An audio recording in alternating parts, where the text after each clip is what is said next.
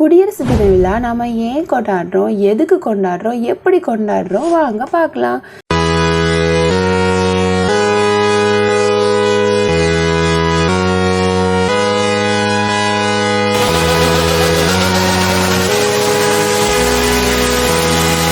India சுதந்திரம் அடைஞ்சதுக்கு அப்புறமா நம்மளோட நாட்டில் மக்களாட்சி மலர்வதற்கு ஒரு நிரந்தர அரசியலமைப்பு சட்டம் உருவாக்கப்பட வேண்டியது ரொம்ப அவசியமாக இருந்துச்சு. அதற்காக தான் PR அம்பேத்கர் அவர்கள் தலைமையில் ஒரு வரைக்குழு நியமிக்கப்பட்டது.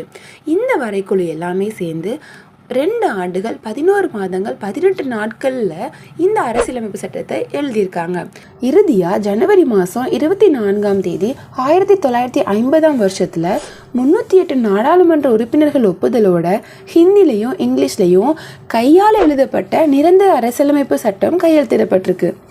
அதற்கு பிறகு 2 நாள் கழிச்சு ஜனவரி மாதம் 26ஆம் தேதி 1950ஆவது வருஷத்தில் மக்களாட்சி மலர்ந்த தினமாக நேரு அவர்களுடைய அமைச்சரவை முடிவு செய்து அறிவிச்சிருக்காங்க.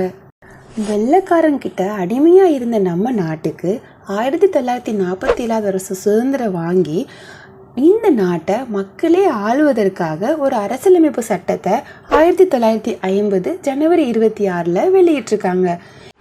குடியரசு தின விழாவை நாம் எப்படி கொண்டாடுறோம்? தலைநகர் டெல்லியில் நம்ம இந்திய பிரதமர் மறைந்த இந்திய படை வீரர்களுக்காக இந்தியா கேட்டில் இருக்கிற அமர் ஜோதிக்கு வீர வணக்கம் செலுத்தணும். அதன் பிறகு நமது இந்திய குடியரசுத் தலைவர் மூவர்ண கொடி ஏற்றுவாங்க. நமது இந்திய படைகளின் உற்சாகமான அணிவகுப்பு நடக்கும். கடந்த ஆண்டில் மாபெரும் சேவை புரிந்த படை வீரர்களுக்கு பதக்கங்களும் விருதுகளும் வழங்கப்படும். மாநிலத்தில் ஆளுநர் கொடியேற்றுவாங்க.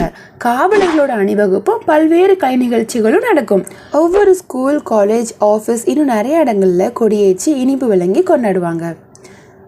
ஒரு அடிமைத்தனத்திலேருந்து நமக்கு விடுதலை வாங்கி கொடுத்தது மட்டும் இல்லாமல் நம்ம நாட்டில் மக்களாக இருக்கிற நாம் எல்லாரும் எப்படி சேர்ந்து வாழணுங்கிறதுக்கு ஒரு விதிமுறை, அரசியலமைப்பு சட்டத்தையும் நம்ம தலைவர்கள் நமக்கு கொடுத்துருக்காங்க. இந்திய இராணுவ வீரர்கள் நமக்கு பாதுகாப்பாக கொடுத்துருக்காங்க. நாம் இந்த சட்டத்தை மதிக்கணும். சின்ன ரூல்ஸாக இருந்தாலும் ஃபாலோ பண்ணணும், ரெஸ்பெக்ட் பண்ணணும். Be the change. Happy republic day.